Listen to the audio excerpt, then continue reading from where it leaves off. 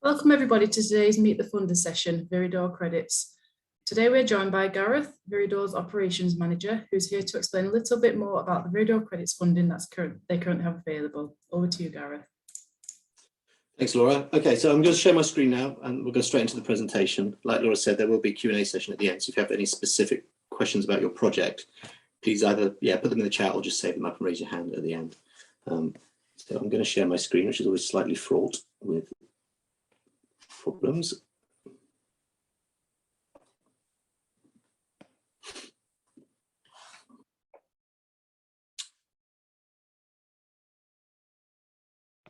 Okay, so you should be seeing my screen about now. So the first thing I want to do really is talk a little bit about who or what Viridor Credits is, the Landfill Communities Fund, and what we do and why we do it. So we're Viridor Credits Environmental Company. We were established in 2001 to distribute on behalf of Viridor, the waste management company, their contributions to the Landfill Communities Fund. So there's a degree of separation between the contribution that's made to the fund and who distributes it. And the reason for that was because there were a couple of naughty landfill operators back in the early days who used their funds to, for example, re-tarmac the landfill site access roads. So it's over to us to distribute Viridor's funds. There are other organisations like Viridor Credits that do the same job for their own donor landfill operators, like CETA Trust, FCC Environmental, and others like that. We operate in England and in Scotland, although the funds are separate in each country. In England, we have 3 regions. We have the north, of which you are part, the southeast, and the southwest. But all decisions are made centrally by the team in Somerset. There are 5 of us. We're all based in Somerset, and we cover the whole country up to Scotland, although we do have a contractor in Scotland as well. Yeah, like I say, we are completely separate from Viridor. We are a charity that solely distributes the fund in the Landfill Communities Fund. Just a little bit of a stat for the Greater Manchester area. In the last 5 years, Viridor Credits has committed £4.3 million to 111 projects in the Greater Manchester area, which is a fantastic stat. But I think actually, if you go back a little bit further, like I say, we've been around for 21 years. It's probably nearer sort of 60, 70 million pounds in the Greater Manchester area. And there it is. So that circle is a very rough representation of the area around the Pillsworth landfill site between Bury and Hayward that we cover. In the north, there's Lum, over to the west, Middlebrook, Stretford in the south, and Delph in the east. And you see Oldham's very much within that area. That is a very rough illustration, just gives you an idea of the huge metropolitan area that Viridor Credits covers in Greater Manchester. And hopefully we can get a few more applications in this area because it's very well populated. The Landfill Communities Fund itself is a green tax that was established in 1996 to offset the effect of landfill in areas with landfill sites that are operating. So, for example, if you live in Bury and you're not that far away from the Pillsworth landfill site, the fund is there to help you and your community sort of ameliorate the impact of the landfill by giving you improved community facilities, repairing churches, or improving your biodiversity. It works by Viridor donating a percentage of their landfill tax to Viridor Credits, from which they then receive from HMRC a tax credit of about 90% of the value of the, well, it is exactly 90% of the value of the award. So if Viridor gives Viridor Credits £1 million, HMRC gives them £900,000. And we are regulated by an HMRC appointed regulator called Entrust. So what we do fund has to be approved by our regulator before it's officially funded. And that comes through registering projects that we funded with the regulator for their approval. Some basic eligibility criteria is the location. So you have to be within 10 miles of a qualifying site. And that can be an ERF site, so one of the newer incinerators, but for our purposes, it's the Pillsworth landfill site. You have to be a properly constituted non-profit organisation. We can't fund individuals or profit-making organisations. And we will only fund capital works. So we don't fund things like preliminaries, revenue costs, bills, salaries, things like that. Those are your 3 basic criteria. One of the things that we can fund then is community projects. And the 3 main things we need to consider when we're looking at community projects. The first thing is access. So is it available to the general public as a whole? And my favourite example of something like that is a village hall or a community centre, which is the sole purpose is for the use of the village or community that it's in. Anyone can phone and book an hour slot or a day, and there's no restricted user groups that use it.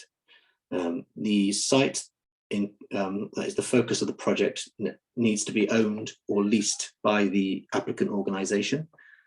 The lease has to be for at least 10 years, and it has to have no break clauses within that 10 years as well. And proven need is demonstrated by letters of support, which will be part of the application. They can be from MPs, user groups of your facility, yourself, obviously, would probably be one, and anyone else who supports your project. A couple of examples of community projects in your area. The first one on the left is Osterland's Cricket Club. They had some, apologies for how crooked the picture is, by the way. I did try and straighten it, but it all went a bit wrong. Osterland's Cricket Club, they had some new nets a few years ago, and actually recently they had another grant from us to improve their clubhouse. It's quite a big, ambitious club, and I think it's one of those clubs that has a community focus, and they put on a lot of weddings and parties and things as well. So they have the playing side and they have their social side. On the right hand side is Waterhead Parish Church Hall. I included that one. It's not particularly interesting. They've had some new boilers put in. They had some floor mounted, very inefficient boilers, and they now have these lovely wall mounted boilers. But I like the fact that it said do not touch ever on it, and I thought I'd include that. But it's an example of where two very different angles for a community project. One is the playing side of a cricket club, the other is heating for a parish hall. Another kind of project that we help to fund are heritage projects. Now these have to be a listed or religious structure or amenity. Churches are our bread and butter for this project, for this object, but also things like war memorials can also be included as a listed structure. Again, ownership needs to be proven through a lease or a freehold, and proven need through your letters of support from your user groups. A couple of examples then. They are two separate pictures. You can just about make out the scene down the middle of those two. The one on the left is St. Peter's Church, which was a repair of their lich gate. And on the right is St. Leonard's Church in Middleton. You can just see there are some new stonework where they've had a bit of corrosion and erosion from their stonework. They've had stonework replaced into the fabric of the building. So a heritage project is less about the pure community use and more about the upkeep of the fabric of the buildings and structures themselves. Moving on, and I'm sure that there aren't many of those, but this is another one that we do, which is biodiversity projects. There has to be a focus on a British Action Plan species or habitat. Lapwing is a classic. We did quite a large crane project for the reintroduction of an locally extinct species in Somerset, or habitats like chalk grassland in Devon. They're all good examples of waning species and habitats that need our intervention. There needs to be long-term management plans for these sites. So simply planting a few deciduous trees isn't really going to cut it. There has to be a plan for over time, how is that going to be monitored and managed for maximum benefit to the environment. And there has to be, where there isn't a major wildlife trust involved, a partner organisation from someone like Lancashire Wildlife Trust would be required if the applicant was a smaller community group. Like I say, we don't get many of those. And in fact, the example that I've got here isn't actually even from Greater Manchester. This is a river on Wimbledon Common, but it was it was the only one I could find that had sort of had a nice picture. And what they've done here is they've it looks like a bit of a mess, but they've put a load of scrub into the river to create areas of fast and slow moving water, which I'm given to understand helps with invertebrate insects, which helps for the fish to feed and ultimately birds. Okay, so what can't we fund? So we can't fund anything that's already started, and we define that by if you've signed up a contractor and you've made a financial commitment to that contractor to start the project, that would be classed as having already started. Now, there's nothing to stop you penciling in a contractor to do the work, but if there's any formal agreement to start, then it wipes out, it voids the application, it can void the funding. We had an example where there were two projects from the same applicant, and they about 6 months apart, and both times they started the project before the funding was confirmed, so we had to void both applications, unfortunately. Like I said before, we don't fund any revenue funding, so any overheads, any salaries like that has to be capital works only. We don't fund media, so we won't fund things like websites or any sort of leaflets or anything like that. So it has to be purely for the fixed capital assets. We don't fund anything on school grounds, and we no longer fund new builds either, although extensions are acceptable. General information for when you're thinking about applying is our deadlines. We have 4 deadlines per year. The next one's on the 30th of April, and that they're every 3 months hence. So 31st of January, 31st of October, 31st of January again. July, 31st of July, October and January. Those are deadlines for the stage 2 application. The stage 1 application, which I'll cover shortly, there's no deadline for that. You can submit that whenever you please. We do have limits on our funding, and in the Pillsworth area, so the area that you're in, it's £100,000. And there is a contributing third party payment to make.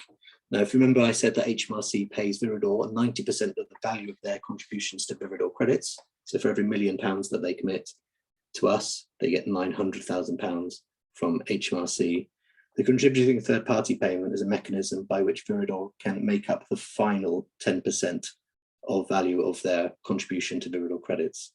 So it's a transaction between a third party, like a sponsor or an organisation or a company or a council, and Viridor.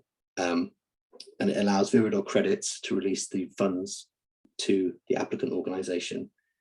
It is complicated, so don't worry if you haven't grasped that immediately. I can go over it again later, but just bear in mind that the 10% of any award that you're awarded, you have to find 10% of the value of that from a third party, and that gets paid to Viridor, and they keep it.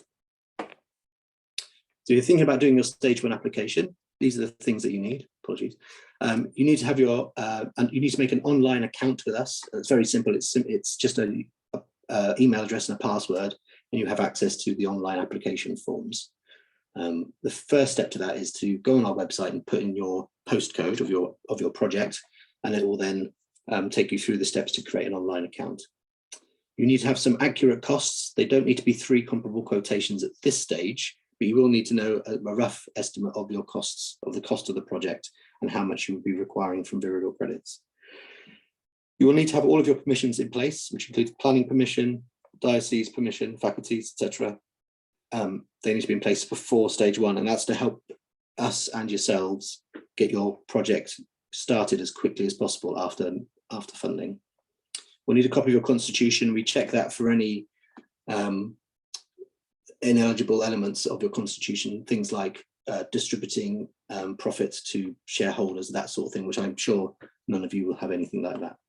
But we do check your constitution. We need your lease for your project site, or your deeds if you own it, and we'll check that for break clauses, and we'll check the length of your lease as well.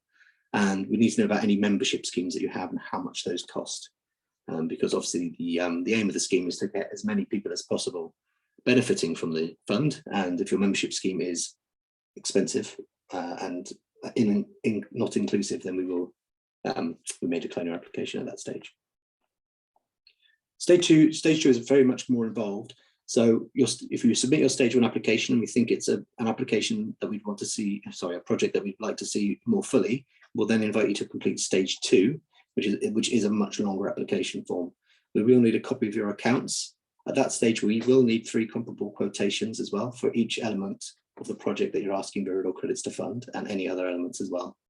We don't accept QS costings or architects costings anymore, because we find that there was a huge delays between those costings, funding, and then tendering as well.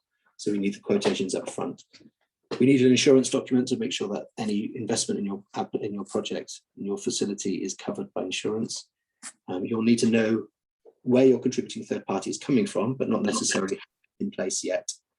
And we'll need evidence of other sources of funding. So if you have a £100,000 project and you're asking for Viridor credits for 50, we'll need to know where the other 50 is coming from, whether or not it's been secured, or when you anticipate it being secured. We'll need a maintenance and management plan so that we know that the site is being very well cared for. We'll need a few photos, some site plans and maps. So if you're building an extension, we'd like to see the site plans.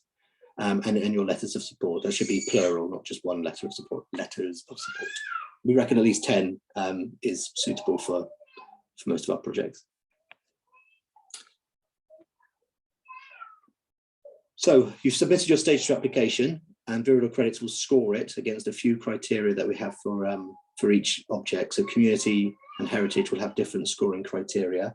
We use that in the event that we're seriously oversubscribed, and what we'll do is we'll use the scoring criteria to knock off the lowest scoring applications at that stage, and they won't receive any more, then they will be declined at that stage. That hasn't happened recently, but it does happen occasionally. So if we are seriously oversubscribed, we will use the scoring system to decline applications before they get to the pre-assessment visit stage, which is when my colleague Nick Berry will come and visit your application, visit your project prior to consideration of the application. You'll be given an opportunity to talk a little bit more about your organisation, about your facility, and it really does put the meat on the bones of the application. We do sometimes get criticised that our application form doesn't invite essays espousing the benefits of the facility and the project, but that's intentional, because that's what the pre-assessment visit is for. That being successful, it will then go to the funding. Your application will then go to the funding group with everyone else's applications for that quarter from all over the country, England, and they will be considered on its own merits against what's available in terms of funding. If you're successful, Viridor Credits will register your project with our regulator Entrust, and then it will be over to you once that's been approved to return the paperwork. And the paperwork is the funding agreement that you need to enter into. It is a formal legally binding document, so it's worth reading. All of this is done online, by the way. Once you've returned your paperwork and you've accepted the terms of the offer, you'll have 1 month to pay your contributing third-party payment.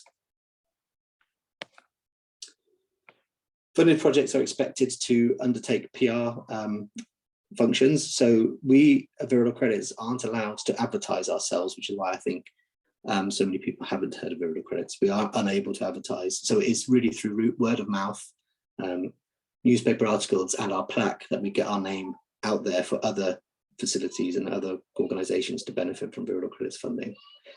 Payments are made in arrears. So if your contractor's given you an invoice, Viridor Credits will happily pay that invoice, but it has to be for works completed. It can't be, we don't make upfront payments.